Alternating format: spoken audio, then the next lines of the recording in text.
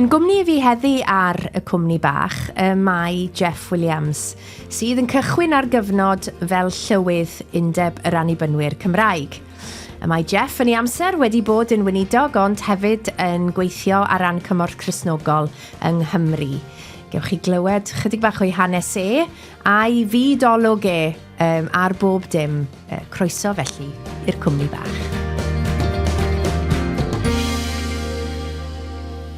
Wel, Jeff Williams, croeso i stiwdio'r cwmni bach. Diolch yn fawr. A diolch am dod i dreulio rhyw awr fach yn nghwmni a rannu chydig o'ch hanes chi, eich profiadau chi ac yn y blaen. Dwi'n gwybod bod ni'n mynd i gael awr ddiddorol. Gwedwch am eich dechreuadau chi. Un o ble chi? Wel, ges i'n ngeni yn pentre Myddfai, neu Myddfai, yn Sir Gyfyrddin, sy'n enwog wrth gwrs am y meddygon a chwedl Llundain. Dyna lle ganwyd i, ond pan o'n i'n fuso i ddod, fe ath mam a fi i Llundain, i Detford yn drwy'r Llundain. A dyna lle fi sy'n ysbo fi rhyw 11 mae'n debyg, 12 a dod nôl wedyn ni i fyw yn Myddfai. Tipyn o newid byd i'ch mam o gefen gwlad i fynd i Llundain? Oedd. A y gwir yw, mae'n nid o ddewis, mae'n debyg, byddai mam wedi mynd i Llundain, ond nath i feichiogi gyda fi, cyn allan o briodas felly, ac yn y cyfnod hwnnw, oedd e ddim yn beth, oedd yn cael ei dderbyn yn y gymdeithas. Ac fe gath mam i thorri allan o'r capel, diddymu i aelodaeth i, a mae'n debyg bod pethau braidd yn lletwyth yn y teulu, a teulu digon cyffredin. Oedd mam yn un o 13 o blant gyda llaw. Gosh. A fe ath mam i Llundain, bod na tipyn o bwysau, mae'n debyg, fi wedi cael yn mabwysiadu, ond penderfynodd mam yn ddewr iawn, dwi'n meddwl, i fynd i Llundain. A dyna lle o'n i, oedd mam yn gweithio yn ffatri biscuits Peak Friends. Ac oedd ni'n dod gato'r ysgol i'r tŷ lle o'n i'n byw, mewn un ystafell, bedsit, a dyna lle fi o'n i. Mr. a Mrs. Eustace yn ei te fi, nhw oedd y BRT, ac oedd bob math o bobl yn byw yn y tŷ, pobl diddorol, a un ohonyn nhw'n cofio, a dwi'n cofio enw ond wy'n gwybod mai ffwadur o Latvia o bob man. Ac oedd bron y bod, wel, bob pryd o'n un o gwmpas, oedd e'n whare squeeze box, rhyw gerddoriaeth rhyfedd. A dyna oedd y dechreuadau diddorol. Chi'n gwybod, mae'r hanes yna, pan i chi'n dweud hwnna wrtha i, mae hwnna'n codi braw arna i bod hwnna o fewn cof, bod rhywbeth felly'n gallu digwydd. Ydy. Ond eich mam yn fenyw ag asgwrn cefen, yn fenyw o ryddyn i benderfynu, fel chi'n gweud, pidwch roi chi bant, neu cael eich gwared chi cyn i chi gael eich geni. Allo. A mynd i Llundain i wneud go o bethau, chi a hi. Beth oedd eich perthynas chi gyda'ch mam? Oedd mam yn felly'n debyg i fi y tymer gwyllt gyda'i, fel fi. So, chi'n meddwl, os oedd y ddoi yn un colli'n tymer un pryd, byddai'n gwydyn. Tan Chavins. Na, mae'n rhyfedd yn dywem. Oedd mam, oedd hi'n person house proud, dychrynllid, a tua'r diwedd, fyddai ddim o beth byddai'n treulio rhan fwy o amser pan, chymod, yn y blynyddoedd ola, yn eistedd yn ei chader a oedd gofalwyr yn dod mewn rhyw unwaith o ddiwedd y dydd a bethau. Ond byddai ddim, chymod, byddai'n nghender er enghraifft yn mynd i ymweld â hi'n gyson, a byddai ddim byd i mam i ofyn i'n nghender i wneud fynd bach o hwfro gan bod wedi dod rownd. Gan bod yna? Gan bod yna? Gan bod yna, ie, wel man yma. Ond, ie, oedd mam eitha ffysu gytre. Ond oedd y ddiddorol, achos chi'n bod, y cyfnod 10 mlynedd yna yn Llundain, wel, un ystafell lythrenol, bedsit, hyd nes bod mam yn priodi. Ac wedyn ni gath mam a'n llystad, neu'n mam a'n had, lle i ddim meddwl amdano fel llystad, oedd gyda nhw ystafell wely rhywle yn y tŷ yma. O'n i'n dal ar y gwely bach oedd yn yr ystafell oedd gyda ni. Ond oedd perthynas, o'n i'n parchu mam, a felly wrth edrych nôl nawr, mae hi wedi marw erbyn hyn, yn ei edmygu hi yn fawr, o'n i ddim yn meddwl amdani fel person hawdd i ddod mlaen gyda.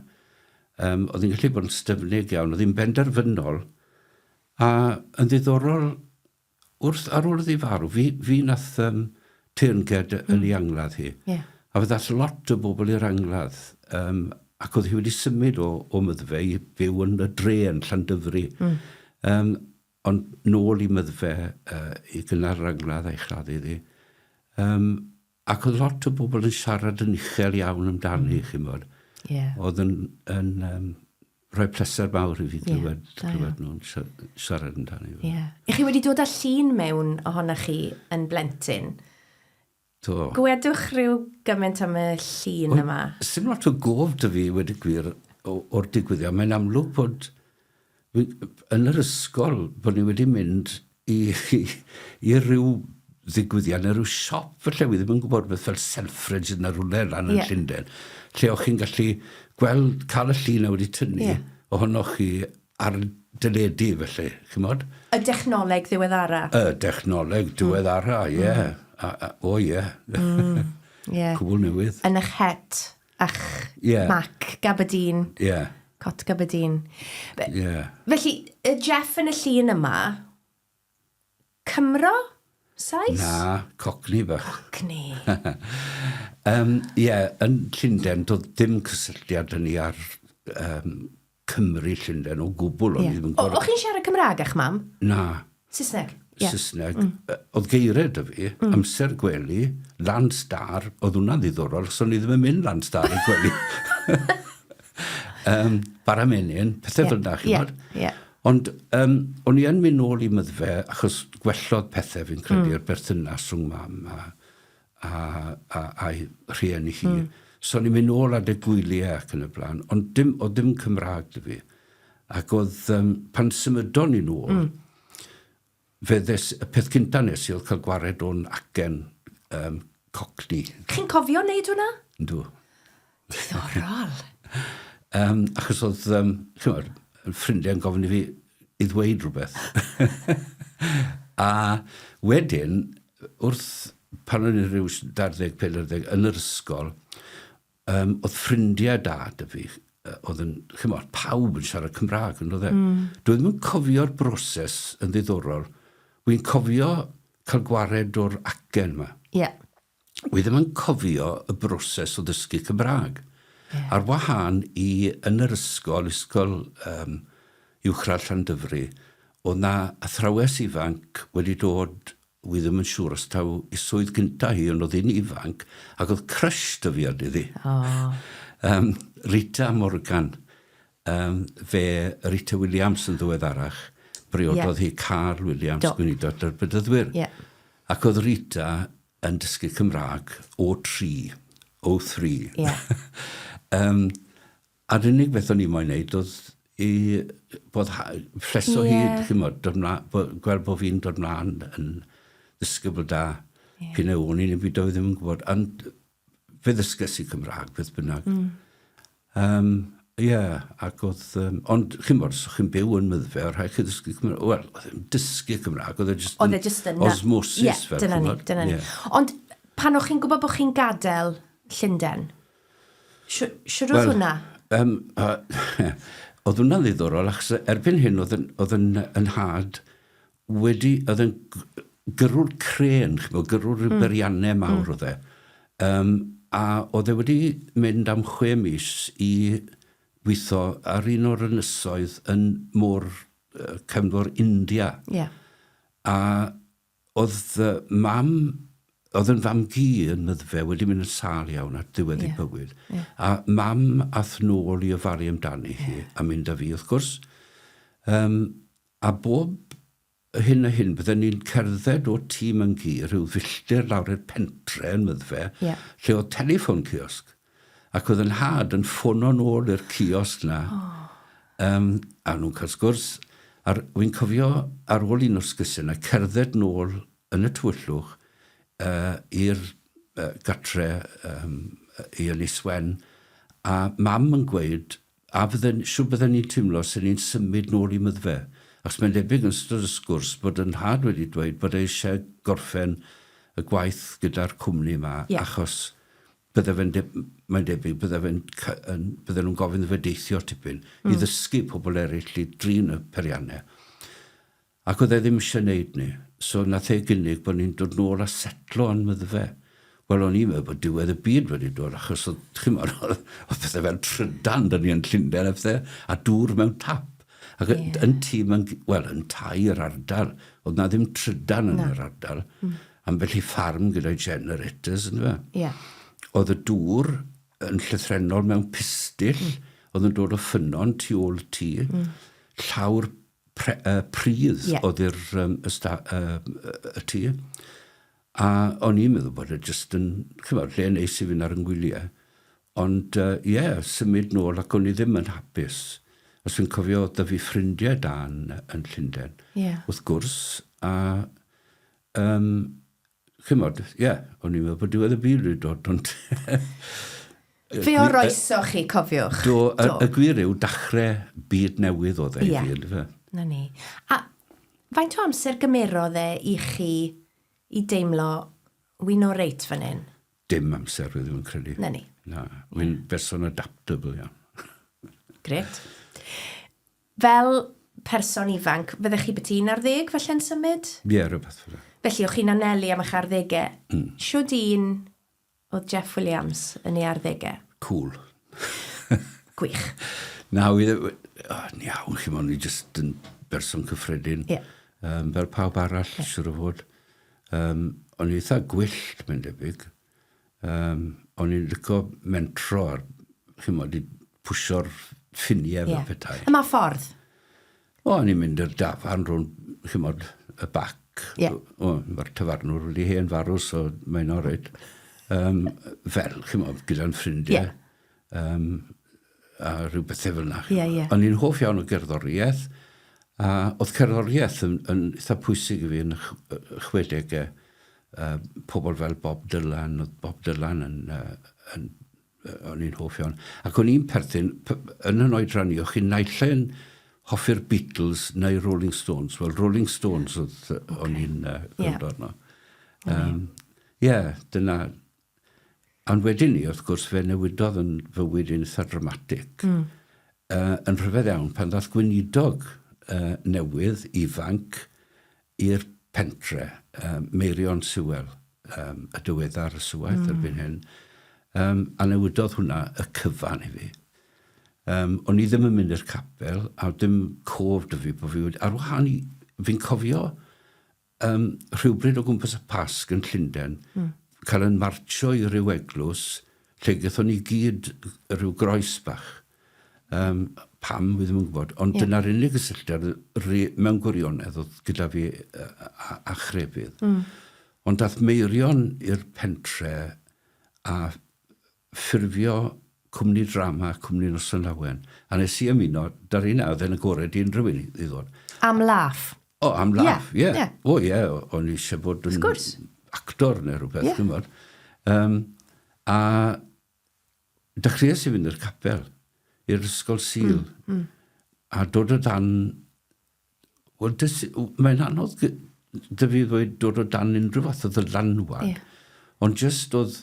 Beth o'n i'n clywed o'r pwlpit yn neud sens, ac o'n i'n priodi hwnnw gyda y cyneuon, chi bod, sôn am newid y byd, the times they are a-changing, a rhyw bethau. Ac o'n i'n... Oedd yn exciting, chi bod. Radicaliaeth? Wel, siwr o fod, chi bod, breuddwyd yr arddegau. A newid cymdeithasol, bod hwnna o fewn cyrraedd ac yn bosib. Another world is possible yw'r thema'r dyddiau yma. A dyna beth o'n i'n gweld. A hefyd, oedd person Meirion yn ddyniadol iawn i fi. A'r gwaith oedd yn gwneud. Yn yn y gymuned, chymod, gyda bobl ifanc, y bugeilio, oedd e'n galw yn y tŷ, chymod, oedd yn rhyfedd achos oedd yn had ddim yn siarad Cymraeg. Oedd mam wedi cael ei thorri mas o'r capel a ddim yn mynd i'r capel. Dath hi nôl i'r capel? Do. Fe ddath hi nôl i'r capel. Oedd yn dipyn o beth iddi ddod, ond fe ddath hi nôl, do. Ac oedd Meirion yn rhan o hwnnw. Hefyd, am hwn i, dwi'n gwybod. It was background stuff. Ond, wedyn ni, pan o'n i yn 15, nes i benderfynu bod fi moyn mynd i'r weinidogaeth. O le ddath hwnna? Wel, hollol. Ges i ddim achubiaeth. Na, oce. Dim profiad ffordd Damascus, na dim byd fel yna. Wy'n credu mae beth, wel, fi wedi dweud, mae'r alwad i'r weinidogaeth i fi oedd yn syml iawn bod fi eisiau bod fel y gweinidog yma, fel Meirion Sywel. Oherwydd i fod yn ddyn da? Oherwydd yr effaith oedd e'n cael? Hwnnw fi'n credu, yr effaith oedd e'n cael, achos fe ddath Meirion i Myddfai ar ddiwedd cyfnod pan oedd y capel yn ganolbwynt cymunedol, oedd y gweinidog yn rhyfath o catalyst, chymod, i fywyd y pentre. A o'n i'n meddwl bod y peth yn exciting iawn. A fyna, mae'n siŵr, oedd dyn yn gweld, chymod, oedd cymuned yn bwysig. A chi'n gweld model o beth allai'r byd fod fel petai, chymod?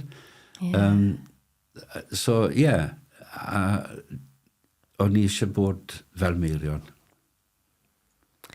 Ac fe ethoch chi i'r coleg? Do, i Coleg Coffa yr Annibynwyr, a dod dan dylanwadau gwahanol fyny, yr athrawon, y prifathro Pennar Davies, eddychiaeth a pethau felly, oedd yn newydd i fi mewn gwirionedd oherwydd pan o'n i yn 14 a hanner, fe nes i trial ymuno ar y llynges, y Royal Navy. Do fe? Do.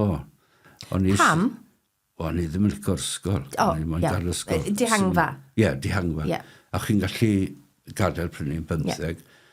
Fe nes i baso yr aroliad i fynd mewn i'r llynges, ond fe fethes i y medical. Fyn o'r mas bod fi'n ddim yn gallu gweld lliwiau'n dda iawn.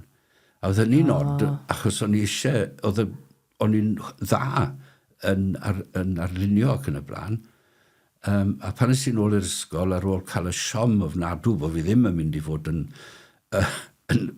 forwr, oedd y athro celf jyst ddim yn credu'r peth, achos oedd e'n dweud mae'r beth oedd yn dda am bwyt i'n luniau i, oedd yn ddefnyddio liw.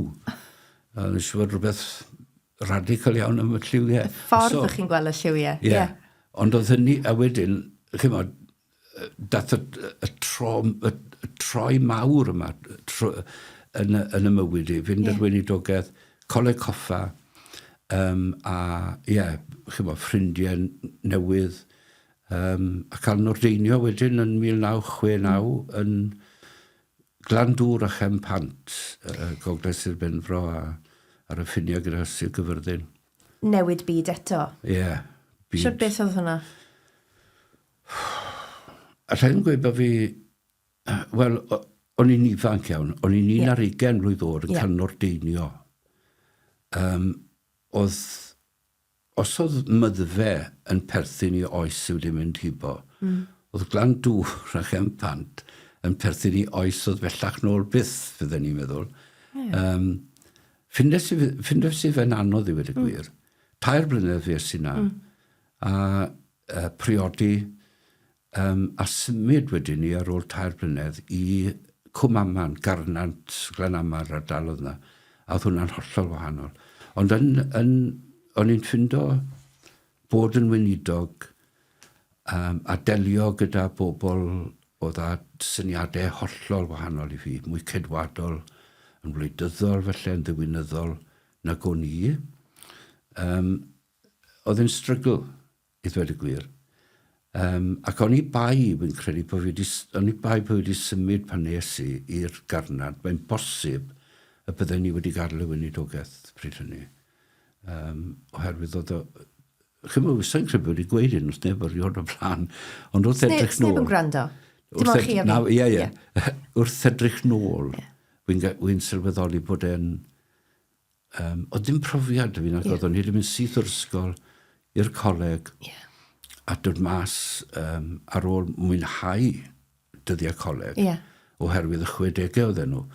Ych chi'n modd, o dyddiau coleg yn dyddiau protest a dyddiau i newid y byd.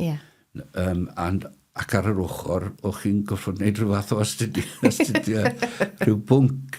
Nes i fwynhau coleg yn fawr, ond oedd na gweddau o fod yn weinidog yn Glandŵr a Chempant, o'n i'n ffindo'n anodd. Dim bai ar y bobl, just o'n i yn. O'n i'n mwynhau gyda'r bobl ifanc, ond rhan o'r gwaith oedd hwnna. A felly mae, chymod, trial creu patrwn rhywun beth o'n i wedi gweld yn Myddfai, yn gweinidogaeth Meirion Sywel o'n i.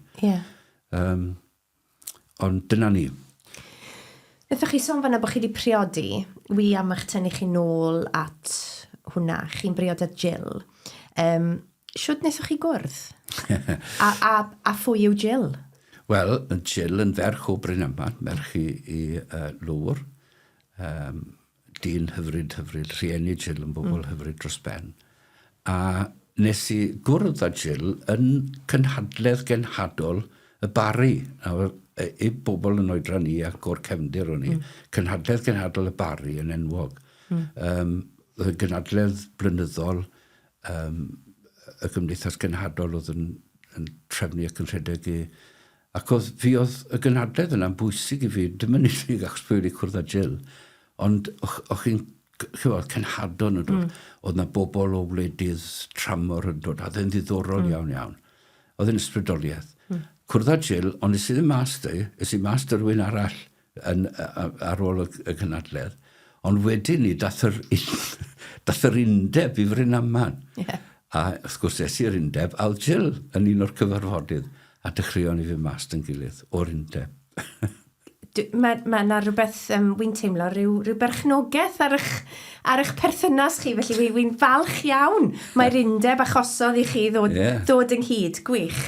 Felly, symud i ardal Garnant yn ifanc o hyd, newydd briodi, neu ar fi'n priodi.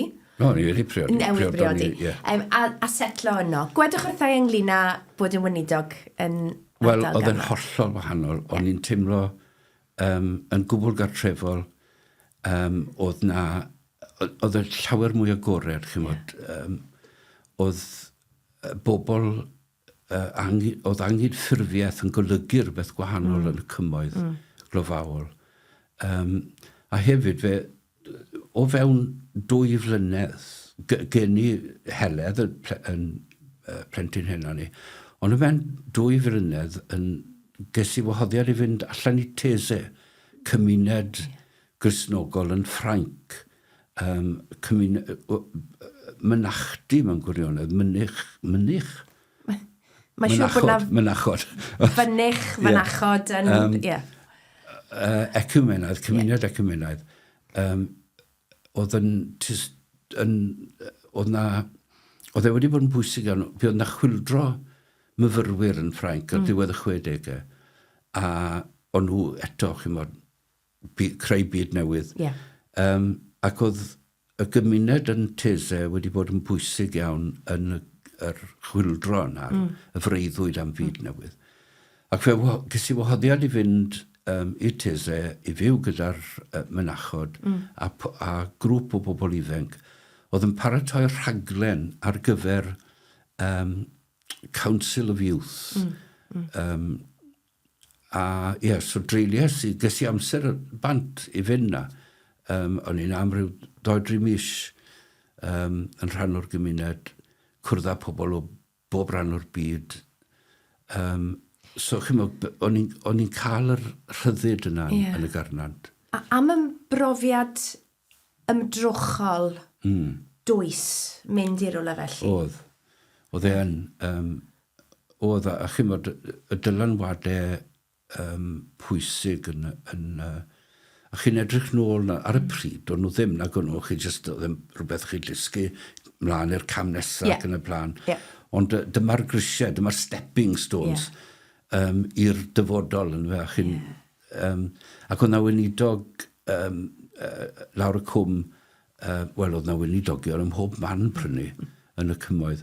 Ond oedd Noel Davies ath yn o'r Glanaman i fod yn sgrifennydd Cyngor Eglwys Cymru, yr enwog. Noel Davies. Wel, oedd Noel y fi'n yn gymdogion, yn gwneud lot fawr gyda'n gilydd. So, chymod, oedd dilyn am wybod bod yn tyfu, achos chymod, o'n i'n newydd yn y ffydd, yn do'n i, a fi'n credu bod rhan o'r broblem o'n i'n cael yn Glandwr Chempant, yn ymwneud â'r ffaith bod hyd yn oed y capel, y bywyd capel yn ddiarth i fi, i weid y gwir. Dyma rhyw flwyddyn, ges i mewn blwyddyn neu ddoi o fod yn aelod mewn capel cyn bod fi'n mynd i'r coleg. A wedyn ni ar y sil o'n i'n pregethu. Mae hwnna'n chwym. Achos dwi'n meddwl wedoch chi wrtha i bod chi wedi dechrau pregethu yn 15. Do. Oedd na rhyw sel, rhyw angerdd, rhyw egni yn neud i chi neud hwnna? Oedd arrogance felly. Yr ysbryd glân? Dwi ddim yn gwybod. Ie, mae'n siŵr. Mae'n anodd rhoi bus arno fe, dwi. Ond digwyddodd rhywbeth yn Glandwr, just ar ôl i fi fynd na yn weinidog, fi oedd yn eitha pwysig fi'n credu. Nes i dyfu lan trwy rhywbeth ddigwyddodd. Just ar ôl fi fynd yn weinidog i Glandwr, fe oedd na ferch yn priodi, oedd hi'n mynd i briodi, ac oedd hi'n feichiog. Ac fe ofynnwyd i fi gan un o'r diaconiad, beth o'n i'n mynd i wneud am y peth. O'n i'n mynd i, bydden ni'n torri ddi allan. A mi ddwedes i, na, bydden ni ddim. A fedren ni ddim. A wedodd hwnnw, mae rhaid i ni drafod hyn fel diaconiad. A fe wnaethon nhw. A'r i ymateb nhw oedd bod nhw'n falch bod fi'n pallu wneud. A dyna ddiwedd ar draddodiad. Rhyfedd yn creulon. Gormesol. Gormesol yn gyfan gwbl. Chymod, oedd y ferch yn gwybod dim am y trafodaethau yma, ynddo fe? Oedd yn mynd mlaen. Ond do, fynd wedes i na, lle ni ddim torri rhywun allan. Chymod, ar yr adeg pan byddech chi'n am gofleidio rhywun fel eglwys yn fe. A bod yn gefen. So, Felly, fi o'ch chi yn garnant am 11 mlynedd? 11 mlynedd. A y teulu yn helaethu? Teulu yn helaethu, Heledd, wedyn ni Llŷr, a wedyn Sian. 3 o blant, i gyd wedi geni yn garnant. Nes i fwynhau y cyfnod yn fawr iawn. Lot o waith gyda bobl ifanc ac yn y blaen, a ffrindiau o hyd, chi'n bod, gyda llawer ohonyn nhw. O'n i ddim lot enach na rhan fi annyn nhw. Na, siwr. Symud wedyn i sgeti. Newydd byd eto, bod sgeti ddim yn bell falle o Bryn Aman, mae e'n fyd gwahanol. Hollol wahanol. Oedd yn gyfan gwbl wahanol. Be sy'n na, wel o sgeti, cadle a oedd na 2 eglwys a o'n i'n, 3 blynedd iawn, bod yn weinidog a geilio, pregethu, dim byd mawr, dim byd chwldroadol o gwbl. Nes i fwynhau bod na, ac yna, ymhen 3 blynedd, nes i wneud cais am swydd y Cymorth Cristnogol, a cael y swydd, a bys i am 27 blynedd wedyn i da Cymorth Cristnogol. A pryd oedd hyn? Pryd oedd y newid hyn? 1986 oedd hyn. A i fi, oedd e gam naturiol, oedd e jyst yn ddatblygiad o'n weinidogaeth i, wedi gwir. O'n i ddim yn teimlo bod fi'n gadael y weinidogaeth, as it were. Gadael y weinidogaeth bugeiliol. A i fi oedd gwaith Cymorth Cristnogol wastad wedi bod yn bwysig. O'n i'n cefnogi Cymorth Cristnogol, yr eglwysu, ac ati o'n i'n helpu trefnu Cymorth Cristnogol yn lleol. Ac oedd, chymod, yr ymdrech dros gyfiawnder, dros y deyrnas, yng Nghymorth Cristnogol, yr un peth ac o'n i'n credu oedd yn yngweinidogaeth i mewn eglwys yn y weinidogaeth fugeiliol felly. O ran y weinidogaeth, beth o'ch chi'n fwynhau fwyaf? Pa elfen o fod yn weinidog oedd? O'n i yn hoffi, wi ddim credu mai hoffi o'r gair, o'n i'n hoffi gweithio gyda bobl ifanc. Oedd hwnna'n gret yn fe, oedd e'n hwyl, a o'n i yn cael hwyl. A fi sy'n ymwneud lot gyda Cymorth Cymru, yn gadeirydd ac yn sgrifennydd yr adran ieuenctid. Gret. Bugeilio, o'n i'n cael yn fwy anodd, o'n i'n gorfod plymio i ddymder peth oedd gyda fi yn fewnol, felly yn aml. O'n i ddim yn un am ymweld heb bwrpas, ond wy'n credu pan oedd pobl mewn ar gyfwng, o'n i'n, mae hwn yn od i weid, ond o'n i'n cael un haws bugeilio rhywun pan oedd pwrpas i wneud hynny, chi'n gwybod? Pan oedd rhywun yn erbyn y wal, fel bethau, yn ei dagrau, colli marwolaeth ac yn y blaen. Ond pregethu o'n i ddim yn mwynhau pregethu, ond o'n i'n gwybod i bwrpas yn yr eglwys lle o'n i'n weinidog. O'ch chi'n gwybod beth oedd yn mynd mlaen am mywydau pobl, beth oedd yn bwysig yn y gymuned. A o'ch chi'n rhyw ffordd yn gilydd yn trial bod yn newyddion da i bobl. Right. Achos o'ch chi'n dal i bregethu yn ystod eich cyfnod chi gyda Cymorth Cristnogol, ond yn teimlo bod e'n fath gwahanol o bregethu? Gwbl gwahanol. Achos o'ch chi'n ymweld â eglwysu gwahanol. Pobl dierth. Ie, pobl dierth. Ac oedd e'n wahanol. Ond oedd neges gen i, a wy'n gweud am 27 mlynedd ac o hyd felly un pregeth oedd fi mewn gwirionedd. A oedd hynny am gariad Duw ar waith yn y byd trwy bobl fel chi a fi i hyrwyddo teyrnas Duw. Ac oedd pregethu'n rhan bwysig o'r gwaith y Cymorth Cristnogol. Fi ys i am 4 blynedd yn ysgrifennydd rhanbarth, canolbarth a dwyrain. A mis mudoch o ardal Abertawe i Aberhonddu? Aberhonddu, ie. Oedd e'n amod derbyn y swydd. Oedd swyddfa da ni yn yr eglwys gadeiriol yn Aberhonddu.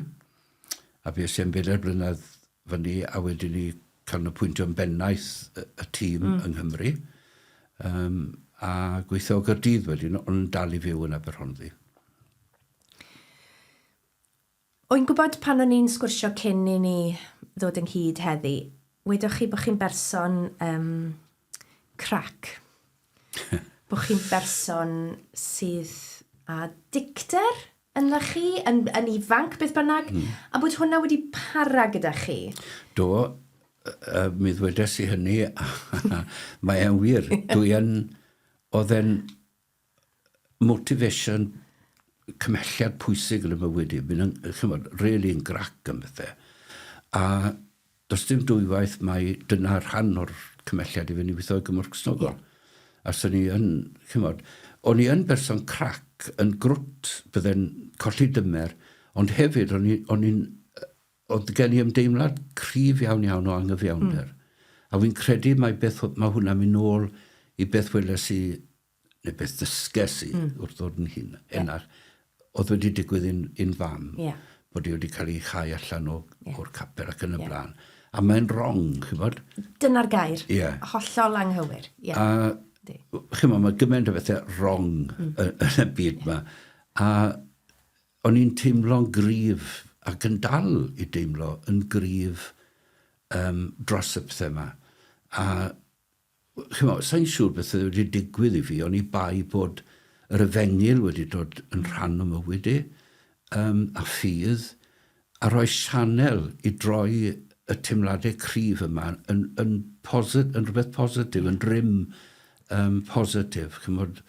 A mae'n, i fi, wy'n credu bod yr ymdeimlad na o teimlo'n ddig at angyfiawnder a chariad yn agos iawn iddi gilydd i wedi gwir. Cariad yw'r grym sydd yn mynd i achau yn y pen draw, nid bod yn ddig, nid bwrw yn erbyn y mir fel petai. Ond, bod y ddau wedi dod at ei gilydd. Ac mi welsoch chi yn ystod eich cyfnod gyda Cymorth Cristnogol, mi welsoch chi bethau enbyd? Do. Eithafol? Do.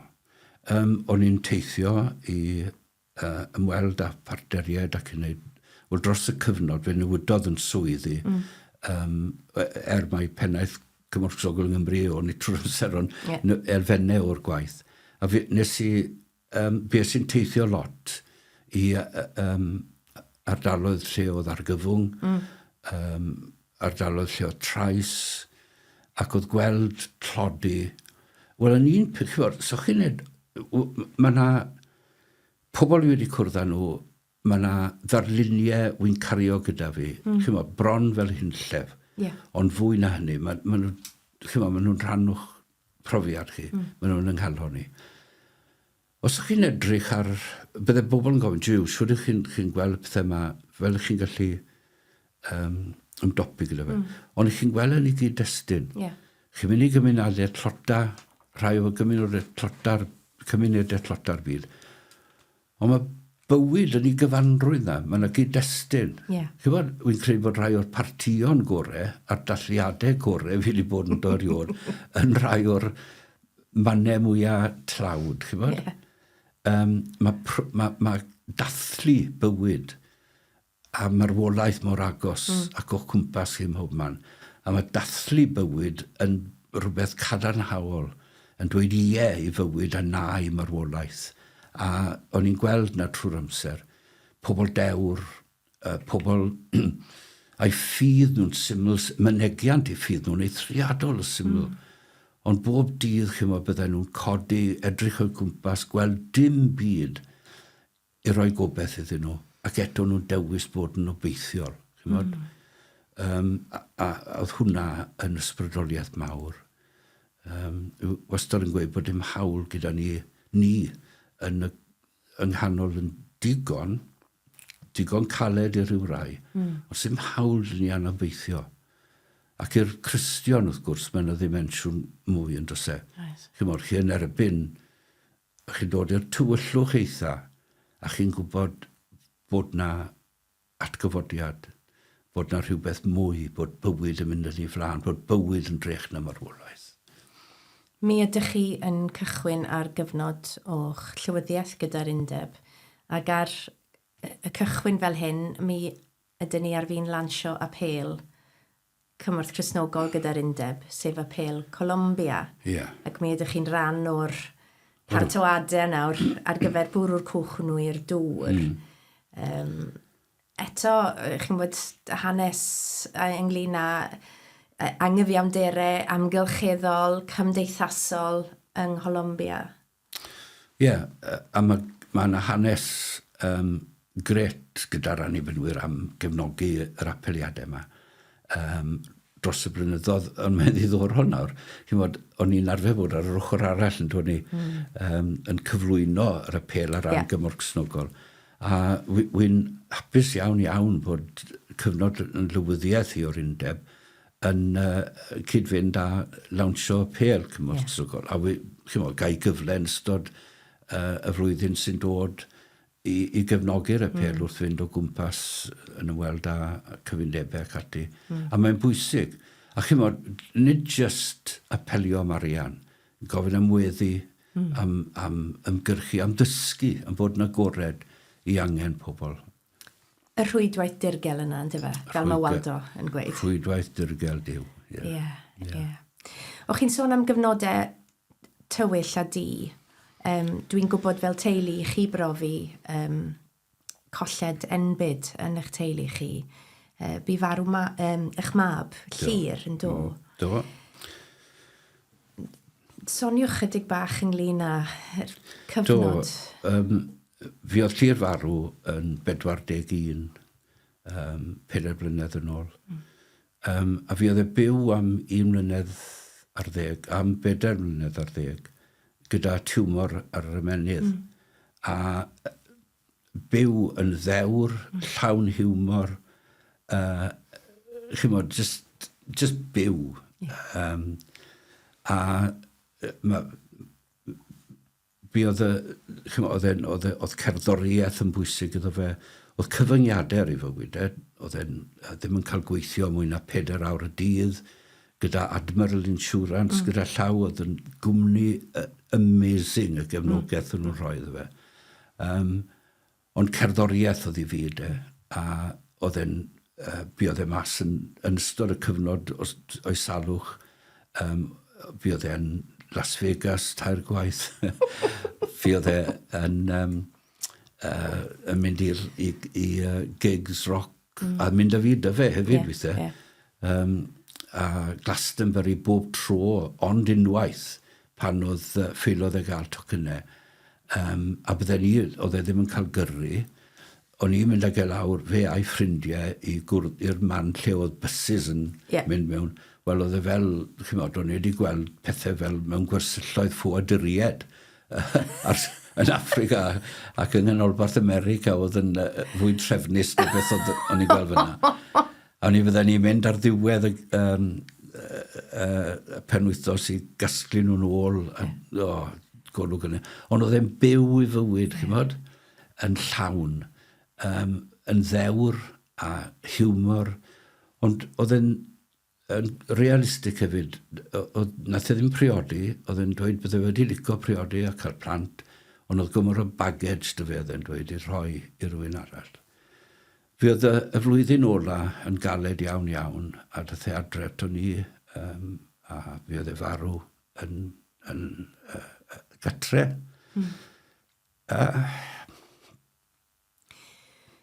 Fe wedoch chi wrtha i bod e wedi'ch gwneud chi'n well pobl? Do. Do. Ond fi'n credu chymod, mae e'n wir yn diwedd, os ydych chi'n caru rhywun, os chi'n gofalu am rhywun, chi yn dod yn well person, dych chi. Ond bod e wedi byw'n dda, fel wedoch chi, yn ddewr, a wedi pido chwerwi, ond wedi byw. Do, oedd e'n, chymod, na'r peth, a mae'n un o'n heroes i, mae'n arwr i fi, chymod.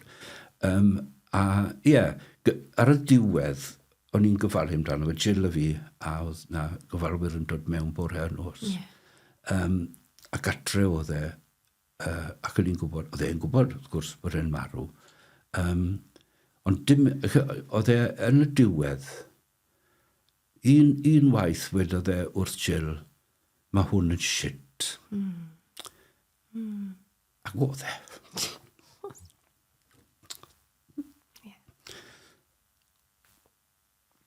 Ond oedd still gwein, a fi'n credu'r dyddiau diwetha, roedd y dyddiau ola, oedd e'n mas o hynna yn anwybodol.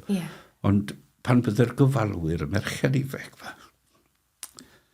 ynghylion yn dod, oedd werthu yna, i'r diwedd, rhyfeddol, chymod. A ofynodd e fi rhyw 6 mis cyn bod e marw, oedd e'n rysbydu ac o'n i'n mynd bob dydd i weld e, mynd ag e mas yn y gader, iddo fe cael mwgyn a afnau. Ac ofynodd e rhyw ddwrnod, dad, pryd ydw i'n mynd i farw? Oedd ddim yn gallu gweud lot. A wedys i, so i'n gwybod pryd i'n mynd i farw. Gwe ti wrtho i, pryd dwi i'n mynd i farw? Wedodd e. Oce. A na'r unig dro. Chymod, bydden ni'n canu gyda'n gilydd, a pethau, caneuon, chymod, i arwyr e. Caneuon Neil Young, bob tro bydden ni'n canu Powderfinger. A o'n i'n cael lot o sport. A mae do, mae yna alar mowr ar ei ole. A wy'n credu, maen nhw'n gweud, dych chi ddim yn dod dros y pethau yma. Chi'n gorfod byw gyda fe. Mae fel, a chi bod, mae yna bethau yn dod drostoch chi, chi'n meddwl, chi bron o bod ar ymyl dibyn. A mae'r dibyn na, ond chi'n just camu nôl, chi'n modd? Hynny yw, ymrofiad i yw hyn, a mae profiad pawb yn wahanol yn diwedd. Ond, chi'n bod, wy'n gwybod bod fi'n well person. A wy'n credu bod yn bod ni'n well teulu, chi'n modd? Oherwydd beth mae'r Llŷr wedi rhoi.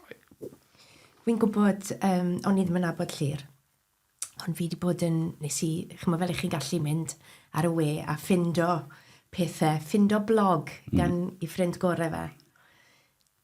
A mynd yn bellach a darllen mewn, a eisiau darllen mwy ynglyn â'r berthynas frawdgarol, hyfryd, messy, oedd gyda'r ddoi yma.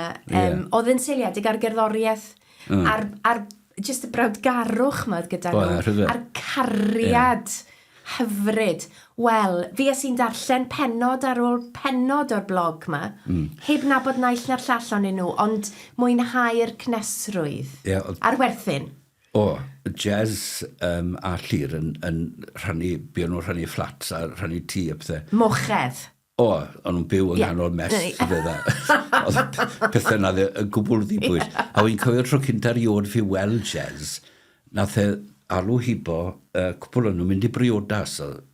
Mae fe'n dod ar boi ma'n mas o'r car, y pen wedi siafo, a meddwl, oh my gosh, pwy o hwn, thug. Ond ar un o'r bobl hyfryta, oedd Llŷr a fe'n siwd ffrindiau. Ond, chywod, ni'n edrych nôl, oedd Llŷr yn rhodd i ni, chywod. A wy'n gwybod, oedd yn anodd difrifol i Jill ac i Heledd a Sian, ond i ni gyd yn edrych nôl gyda diolchgarwch mawr. Chi'n gweud, wy'n gwybod, pan mae pobl yn gofyn, siwd mae hyn wedi effeithio ar eich ffydd chi? Ac i chi'n gweud, dyw e ddim wedi effeithio. Na, dim yn gwbl. Chi'n bod, mae merthynas i a Duw wedi bod byn bach yn, wel, wi ddim yn siŵr iawn. Wy'n cofio, just ar ôl i fi ddechrau gweithio ar y Cymorth Cristnogol, o'n i'n rhoi grantiau i grwpiau yng Nghymru addysg datblygiad. A wy'n cofio mynd i asesu yn prosiect, ac fe ddwedodd, oedd yn cael ei rhedeg yn grŵp o Cristnogion, fe wedodd y ferch yma, bod i ddim yn dibynnu ar yn grantiau ni. Iawn, os oedd yn grantiau ni'n gallu gwneud gwahaniaeth, byddwn ni'n parau rhoi. Bod nhw'n dibynnu ar weddi. A bod nhw wedi gweddio, yn rhoi enghraifft fi, bod nhw wedi gweddio am ffotocopio'r newydd, a bod nhw wedi cael un. Na grym gweddi. Wel, golles iddi. Achos o'n i wedi bod yn De Sudan am gyfnod, bues i am blwyddyn yn bennaeth gwaith Cymorth Cristnogol yn Nwyrain, Affrica. A chi bod yn fyna, o'n i'n gweld mamau oedd yn gweddio am fwyd ydi plant, a doedd ddim bwyd yn dod. A nid Duw yw'r Duw sy'n rhoi ffotocopier i rywun achos bod nhw wedi gweddio. Alla i ddim credu bod gweddi y bobl na'n fwy cymwys ac yn fwy derbyniol i Dduw na gweddi mamau am fwyd. So, ar yr un pryd, chyfod nath Llŷr byth dweud pam fi. Byth. Chyfod, mae bywyd yn gallu bod yn fympwyol iawn yn diwedd. A mae Duw uwch ben y pethau hyn, ond mae'n cyfleidio ni. Chymod, mae'n cario ni. Bawb ohono ni. Nath e ddim herio'n ffydd i. Na dim byd arall dwi wedi gweld. Byth. Chymod, dyma'r anrhefn i ni'n byw yn dod. Ac o'r anrhefn yma, trwy ras Duw, trwy gariad, i ni'n adeiladu'r ddeiar newydd. Chymod, oedd, dyna beth, gweld y ddeiar newydd i ni trwy'r amser yn ymrofiad i, a ceisio ffindo'r darnau yn mesu o gwmpas ni i fildo'r adeiladu'r ddeiar newydd. Pan wnaethoch chi ymddeol? Wnaethoch chi ddim ymddeol. Ddim go iawn. I chi'n parhau i fod yn weithgar ac i weithio. Do. A dwi'n gwybod eich bod chi wedi gwneud llawer ac yn parhau i wneud llawer gyda ECOM, y Council for World Mission. Sut brofiad oedd hynny symud mewn i'r cyfnod newydd? Oedd e'n rhodd i fi bron, wedi gwir, achos o'n i wedi ymddeol ac o'n i'n meddwl, reit, beth dwi'n mynd i wneud nawr. Ond fe ofynwyd i fi i fod ar y bwrdd ECOM, a fi ys i am 8 mlynedd. Ac oedd hwnna'n brofiad gwych. Unwaith eto, oedd lot o deithio yn fod, ond o'n i'n teimlo fi yn ymwneud ar rhywbeth pwysig. Mae ECOM, y Cyngor Cenhadol Byd Eang, mae'n herio'r model sydd gyda ni, beth ni'n dychmygu yw cenhadedd. Mae'n wneud gwaith dros gyfiawnder, yn galluogi eglwysu mewn 21-23 o wledydd ar draws y byd i herio i y sefyllfa maen nhw yn dod i wneud pethau'n well. Mae gwaith iechyd, gwaith cyfiawnder, addoli, pob math o bethau. A bod yn rhan o hwnna wedi bod yn bwysig iawn i fi. Wedi cael pleser mawr personol yn y gwaith. A unwaith eto, cwrdd â pobl sydd wedi gwneud gwahaniaeth i fi, chymod. Dysgu pethau newydd amdana i fy hunan. Ac am natur yr eglwys, lle'r eglwys mewn gwahanol gymunedau, gwahanol cyd-destunau. Wedi bod yn bwysig iawn. Wy'n gwybod fel rhan o'ch cyfnod chi gyda ECOM, i chi wedi bod yn ymwneud ar cynllun yr ymgyrch Legacies of Slavery. Do, fe nath ECOM ymchwil i weld beth oedd rhan y mudiad cenhadol yn yr transatlantic slave market, gwerthu, prynu a gwerthu bodedynol. A darganfod bod yr hen LMS, London Missionary Society, oedd yr Annibynwyr yn rhan o'n fe, wedi derbyn arian pan ddiddymwyd caethwasiaeth, neu gwneud caethwasiaeth yn anghyfreithlon ym Mhrydain, fe rhoddwyd iawndal i'r perchnogion. Gath y caethweision, wrth gwrs, ddim cinog, ond oedd y rhai oedd yn perchen caethweision, gaethon nhw iawndal. A fe, wnaethon ni darganfod bod peth o'r arian hwnnw wedi cael ei adael i LMS, arian sylweddol. Felly, sut yn ni'n ymateb i na? A yn ddewr iawn, buodd ECOM, oedd LMS wedi ffurfio ECOM.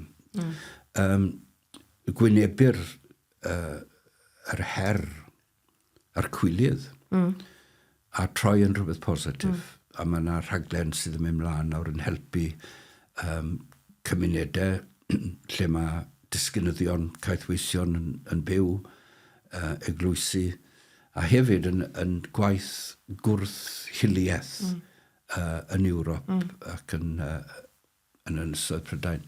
Achos mae'n rhan o'n stori ni hefyd. Peidiad ni a meddwl oherwydd bod ni'n wyn, bod ni ddim yn rhan o hyn. Dyna'r holl bwynt. Ni yw'r sydd wedi creu'r peth yna. Ond fel Cymru hefyd, yn dyfein, ni'n dieddol o feddwl, dyn ni'n rhan o hyn, ond mi ydyn ni. Ydyn, i ni fan hyn nawr yn Cwm Tawen, lawr y wilod Cwm Tawen, just lawr yr hewl fyna, oedd y gwaith copor. A'r gwaith copor na wedi bod wedi elwa o'r fasnach mewn caethweision. Mae'n eglwysu ni wedi elwa rhyw ffordd neu gilydd. Nawr, dwi wedi gwneud rhywfaint ymchwil a dwi ddim yn gallu dod ar draws cysylltiad uniongyrchol rhwng eglwysi Annibynwyr Cymraeg a y caeth wasanaeth neu ceithion, pobl oedd yn berchen ar geithion. Ond, mae'r hiliaeth, dwi wedi gweld hiliaeth, wrth gwrs, yn yn eglwysi ni, does dim dwywaith.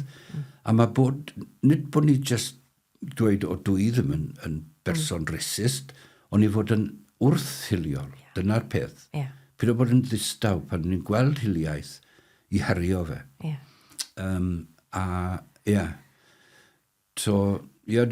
Mae hwnna'n waith pwysig iawn, mae'n para wrth gwrs, mae'r rhaglen yn mynd yn ei flaen.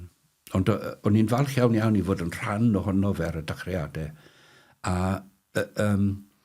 cyflwyno y rhaglen y gwaith yma i'r bwrdd a doedd ddim pawb ar unwaith yn hapus iawn bod y gwaith yn digwydd, ond fe gafodd gefnogaeth y bwrdd wrth gwrs wrth esbonio beth oedd hyn, bod mae rhaid i ni wynebu, allwn ni ddim gwadu bod ni wedi elwa. I ni gyd wedi elwa yng Nghymru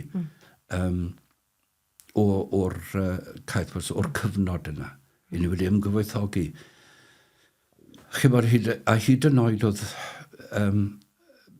ffermwyr yng nghanol Parchg Cymru, ffermwyr oedd gwlan, yn gwerthu gwlan. A'r gwlan hwnnw wedyn ni'n cael ei brynu gan marsiandiwyr yn cael ei droi mewn i ddillad oedd yn cael ei galw'n Welsh Plains. Y Welsh Plains. Oedd pobl yn Jamaica a Taleithau De America yn gwybod am Gymru trwy'r dillad oedd y caethweision yn gwisgo, Welsh Plains. A chi bod, trodion oedd y ffermwyr yma, bobl dlawd o'n nhw. Do'n nhw ddim yn gweld y cysylltiad wrth gwrs, ond oedd rhyw rai oedd yn gwneud arian mawr mas o'i tlodi'r ddwy ochr. Mae ganddyn ni daith i'w chymryd yma yn ogystal ag yng ngweddill yr ynysoedd hyn, dwi'n meddwl. O'ch chi'n gweud pan o'ch chi'n ifanc bod chi'n berson addicter, oedd hwnna'n eich gyrru chi. Ydych chi dal yn berson? O, dw, dal i wrth. Gwych, da iawn. Ydw, fi'n cael,